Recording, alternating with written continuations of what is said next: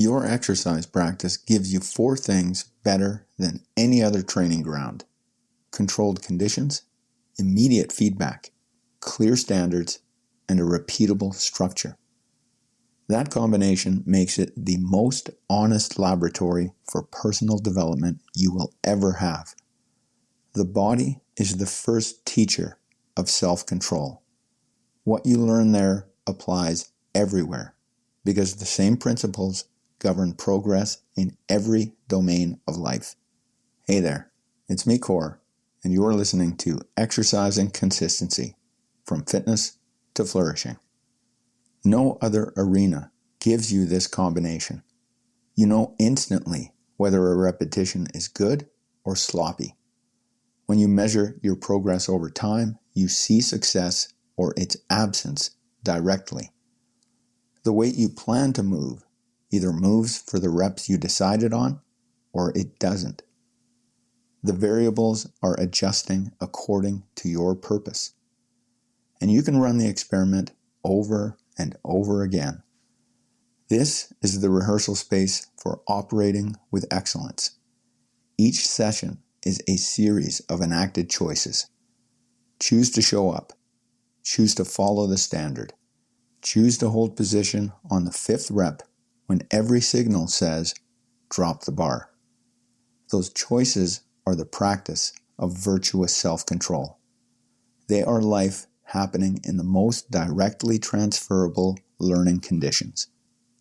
The skill you develop in the gym transfers to every domain where difficulty appears. A rejection in your career is information. This did not work. And that tells you something specific about your approach. A conflict in a relationship is material for growth. It reveals what you need, what the other person needs, and how the gap between them can be closed. A financial setback is a point of recalibration. Your circumstances have changed, and now you have an honest picture of what needs adjustment. The question is the same regardless of the domain. The discipline is the same. The only thing that changes is the context. Exercise works better than any other opportunity to learn these lessons because the feedback is honest and immediate.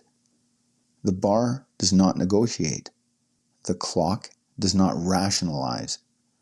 The standard you set is either met or it isn't. No amount of reframing changes that.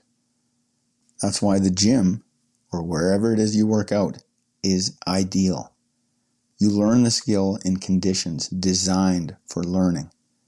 Then you apply it where the stakes are higher and the feedback is less clear. Life will eventually hand you something heavier than any barbell you have ever loaded.